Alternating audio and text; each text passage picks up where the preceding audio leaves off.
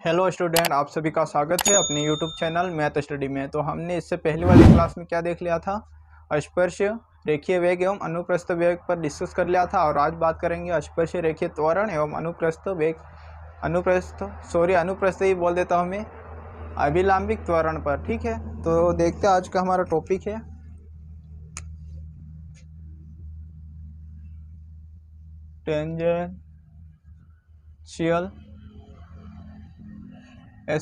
Tangential and normal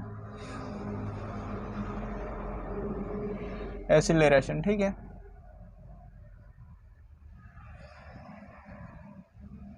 इसको हिंदी में बोलते हैं हम स्पर्श रेखीय एवं अभिलंबिक त्वरण।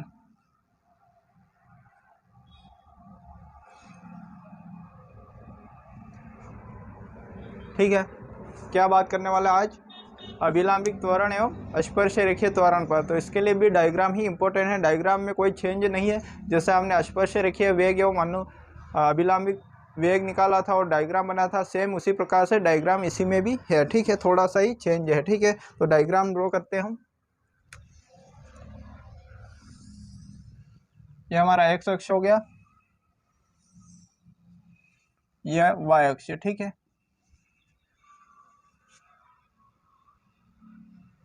यह कोई कर्व हो गया हमारा। ए बी क्या हो गया? कोई कर्व है। ठीक है, हमारे पास मान लेता हूँ टी समय पश्चात कण की स्थिति बिंदु पी है। ठीक है, और क्यू समय डेल टी समय पश्चात कण की स्थिति बिंदु क्यू मान ली। ठीक है, अब मैं क्या करता हूँ, इस स्पर्श रेखा, इस बिंदु पी पर स्पर्श रेखा खींचता हूँ। ठीक है, थोड़ी टेढ़ी है, आप सीधी बनाने की कोशिश करना। ठीक है, थोड़ा टेढ़ा है लेकिन आप ठीक से बनाना। ठीक है, यहाँ इस बिंदु के ऊपर भी मैं क्या करता हूँ, स्पर्श रेखा खींच देता हूँ। ठीक है, बिंदु के ऊपर क्या करता हूँ, स्पर्श रेखा खींच देता हूँ। ये ठीक है, यह तो हमारा हो गया। ये साई कोण बनाती है, आप सबको पता है। हमने स्पर्श रेखीय वेग एवं अभिलंबिक वेग निकाला तब मैंने बताया था। ये साई प्लस डेल साई हो गया। यहाँ पर इस पी के निर्देशांक हो गए, इधर नीचे ले लो। पी के निर्देशांक हो गए हमारे पास, ये एस चाप है, ये डेल एस चाप है। ठीक है, यहाँ तक बात क्लियर है। तो इसके निर्देशांक हो गए एस कोमा साई, और इस क्यू के निर्देशांक क्या हो जाएंगे? क्यू के निर्देशांक हो जाएंगे,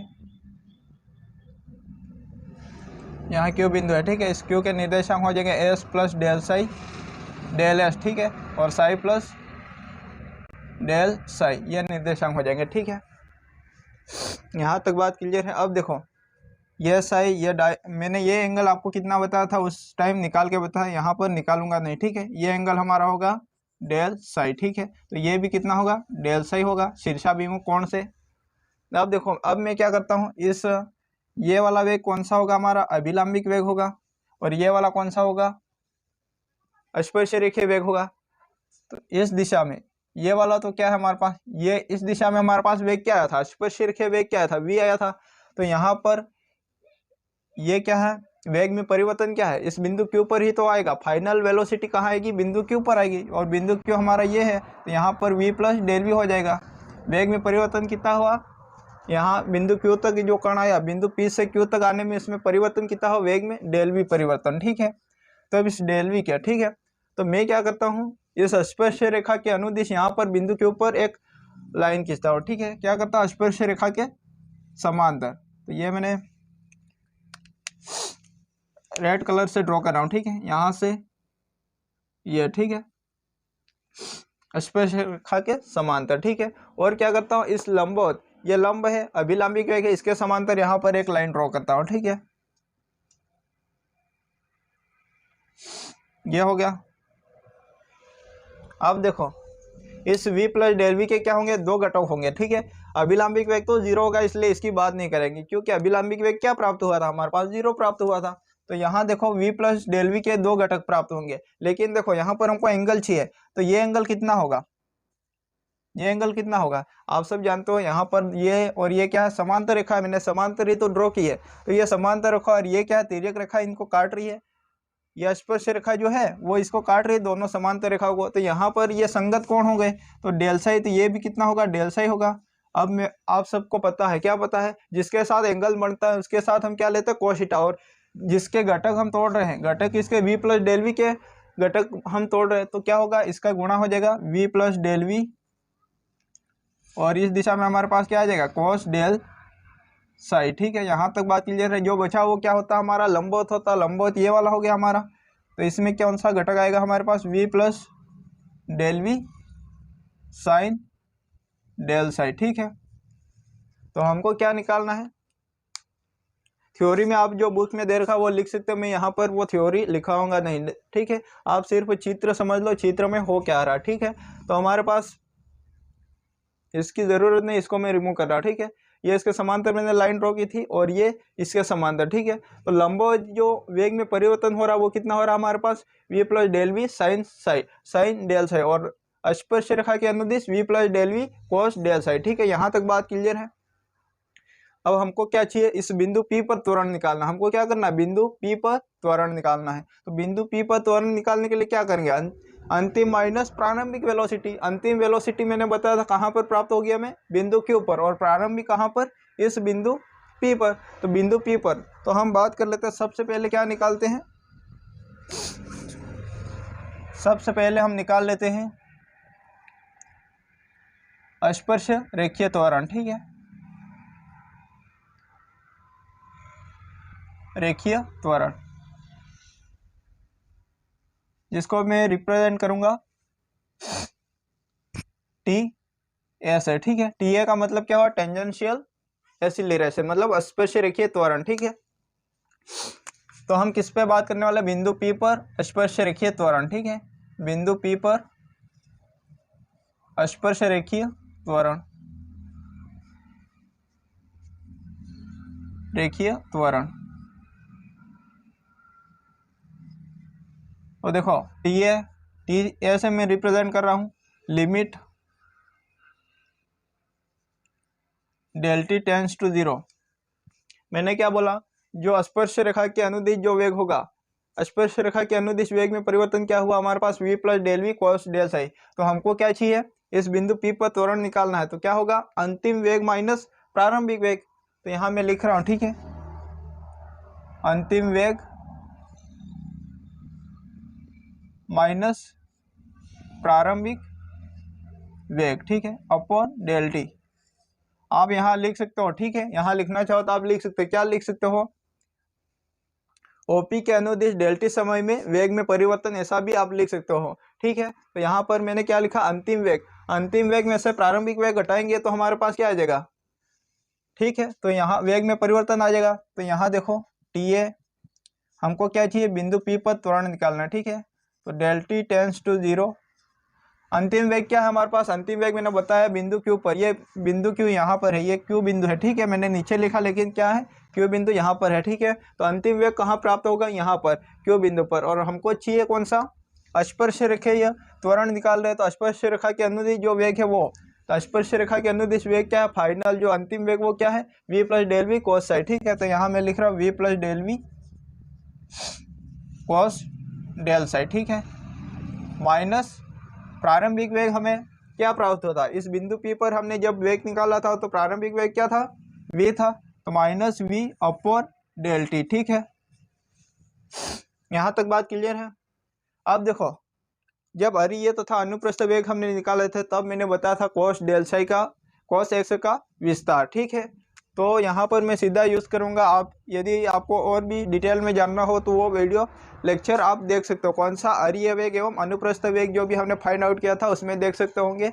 उसमें मैंने विस्तार से बताया था कि कोस डेल साई 1 क्यों होता है। ठीक है, cos del psi is equal to 1 हम पुट करेंगे और sine del psi is equal to del psi put करेंगे। ठीक है,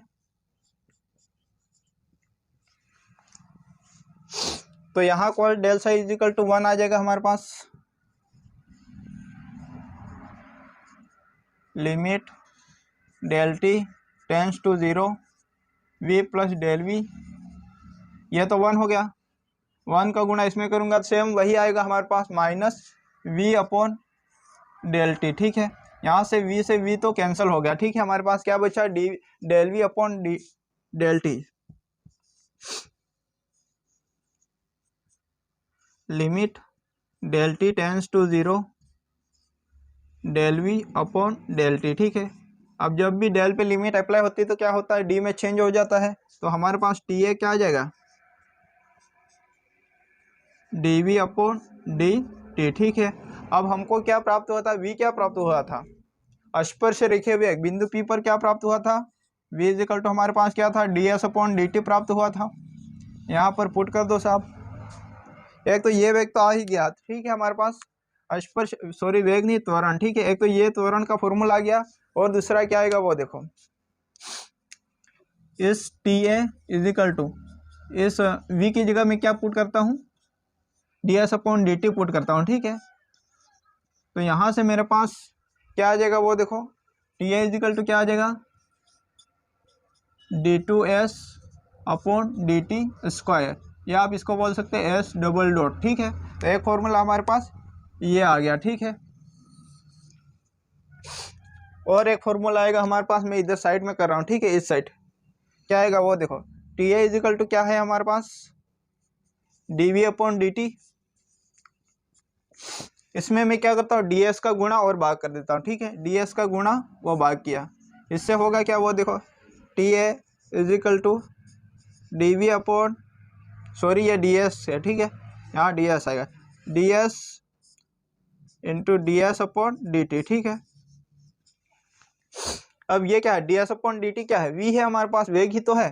तो यहाँ से मैं हमारे पास आ जाएगा टी ए इजिकल टू आ जाएगा V D we upon D S. तो स्पर्श रेखीय त्वरण के 3 फॉर्मूले हैं हमारे पास, कौन कौन से आप देख सकते हो बोर्ड पे, ये तीनों फॉर्मूले आपको ध्यान में रखने हैं, ठीक है, स्पर्श रेखीय त्वरण के। अब हम बात करेंगे अभिलंबिक त्वरण की, ठीक है। अब हम क्या निकालते हैं, अभिलंबिक त्वरण निकाल लेते हैं, ठीक है।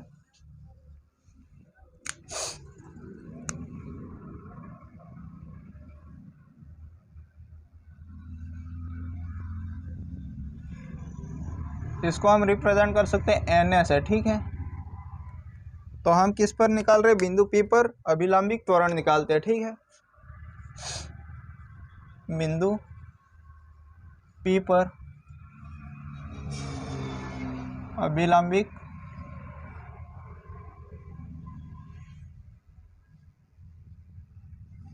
त्वरण एन ए इजिकल टू क्या हो जाएगा, limit del T tends to 0, ठीक है। क्या हुआ, डेल टी टेंस टू 0, ठीक है। अब देखो अभिलंबिक त्वरण क्या होता है, आप सब जानते हो, स्पर्श रेखा के लंबवत जो परिवर्तन वेग में परिवर्तन हुआ वो हम लेंगे। तो यहाँ आप लिख सकते हो, क्या लिख सकते हो, डेल टी समय में स्पर्श रेखा ओपी के लंबवत वेग में परिवर्तन। ओपी के लंबवत वेग में परिवर्तन क्या हुआ, ये वाला है लंबवत वेग में परिवर्तन, क्या है, यही तो है हमारे पास। तो यहाँ मैं सीधा लिख रहा हूँ, ठीक है। अंतिम वेग माइनस प्रारंभिक वेग करेंगे, तो यहाँ मैं लिख देता हूँ, आप वो फर्स्ट लिख लेना, क्या लिखना आपको, N A is equal to limit del T tends to 0 स्पर्श रेखा ओपी के लंबवत वेग में परिवर्तन, ऐसा आप लिख सकते हो, ठीक है। तो मैं यहाँ सीधा लिख रहा हूँ अंतिम वेग माइनस प्रारंभिक वेग, ठीक है। अंतिम वेग माइनस प्रारंभिक वेग बटे डेल टी, ठीक है। एन ए इजिकल टू क्या आ जाएगा, यहाँ से वो देखो, limit del T tends to 0 अंतिम वेग ये होगा, क्योंकि मैंने आपको बताया था बिंदु क्यू पर क्या होता है, अंतिम वेग होता हमारा। तो लंबवत जो वेग है वो क्या है, ये वाला है, ये तो क्या होगा, स्पर्श रेखा के अनुदिश वेग है ये तो, और लंबवत ये वाला है। तो लंबवत क्या है हमारे पास, v प्लस डेल वाई, ये क्या है, अंतिम वेग है, v plus del V cos sorry sine del psi, ठीक है, साइन डेल साई माइनस प्रारंभिक वेग। इस बिंदु P पर हमको प्रारंभिक वेग क्या मिला था, ये तो स्पर्श रेखा के अनुदिश वेग भी था, लेकिन लंबवत हमें क्या प्राप्त हुआ था, अभिलंबिक वेग क्या प्राप्त हुआ था, आप सब जानते हो एन वी क्या प्राप्त हुआ था हमारा, 0 प्राप्त हुआ था। प्रारंभिक वेग क्या था, 0 था हमारा, लंबवत की बात करें, ठीक है, और बटे डेल टी। अब साइन डेल साई की जगह मैं क्या पुट करूंगा, यहाँ पर आप देख सकते हो डेल साई, ठीक है। तो यहाँ इसको और आगे सॉल्व करते हैं हम। Limit del T tends to 0 V plus del V और साइन डेल साई की जगह डेल साई, ठीक है, अपॉन -0 का तो कोई मतलब है नहीं, अपॉन डेल टी। अब इस डेल साई का गुणा कर लो अंदर, ठीक है, क्या कर लो, गुणा कर लो।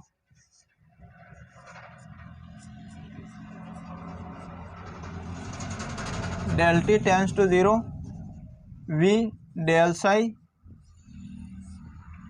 Plus del v del psi upon del T. अब ये डेल वी डेल साई क्या होगा, नगण्य होगा, नेगलेक्ट कर दूंगा क्योंकि ये काफ़ी छोटा मान है, ठीक है। डेल वी यहाँ मैं साइड में लिख रहा हूँ, यहाँ लिख रहा हूँ, ठीक है, जगह की कमी है इसलिए आप समझने की कोशिश करना। डेल वी और डेल साई को मैं क्या कर रहा हूँ, नेगलेक्ट कर रहा हूँ, ठीक है, क्योंकि ये काफ़ी छोटा मान है, ठीक है। तो यहाँ ये क्या बचेगा हमारे पास, वो देखो, limit del T tends to 0 we del psi upon del T.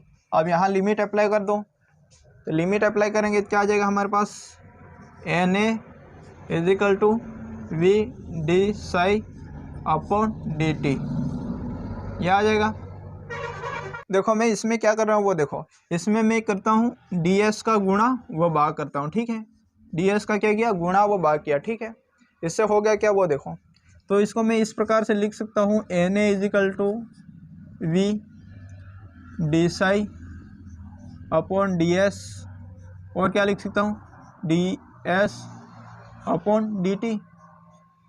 यहाँ तक बात क्लियर है। अब देखो, वक्र त्रिज्या का एक फॉर्मूला होता है, क्या होता है, रो इज इक्वल टू होता है हमारे पास d S upon d psi होता है, ये आप सबको पता होगा क्या होगा। रो इज इक्वल टू क्या होता है, वक्र त्रिज्या, इसको क्या बोलते हैं, वक्र त्रिज्या ही तो बोलते हैं। इसका फॉर्मूला होता है D S upon d Sai, ठीक है, यहाँ तक बात क्लियर है। लेकिन यहाँ पर क्या है हमारे पास, d psi upon D S है, तो इसका उल्टा करेंगे क्या आ जाएगा, d psi upon D S की वैल्यू क्या आ जाएगी, यहाँ से 1 अपॉन रो, और ये आप सब जानते हो D S upon D T क्या है, वी है। तो यहाँ देखो, इधर मैं साइड में कर रहा हूँ, इस साइड, ठीक है, यहाँ से हम इसको क्या लिख सकते हैं, N A is equal to लिख सकते हैं वी, और D psi upon D S की जगह क्या लिखूंगा मैं, 1 अपॉन रो, तो ये आ गया 1 अपॉन रो, और D S upon D T की जगह क्या लिख सकते हैं हम, वी लिख सकते हैं। तो यहाँ से क्या आ जाएगा, नॉर्मल एसिलेरेशन हमारे पास आ जाएगा वी स्क्वायर अपॉन रो। तो ये आ गया हमारा, क्या आ गया, नॉर्मल एसिलेरेशन, अभिलंबिक त्वरण, ठीक है। तो हमने दोनों चीज़ें निकाल ली। क्या क्या निकालना था हमको, एक तो अस्पर्शरेखीय त्वरण, एक अभिलंबिक त्वरण, ठीक है। तो यहाँ हमारा ये कंप्लीट होता है ये थ्योरी, और आगे अगली क्लास में हम क्या करेंगे, एग्जाम्पल नंबर 1 से आगे बढ़ेंगे, ठीक है। तो आज के लिए इतना ही, थैंक यू।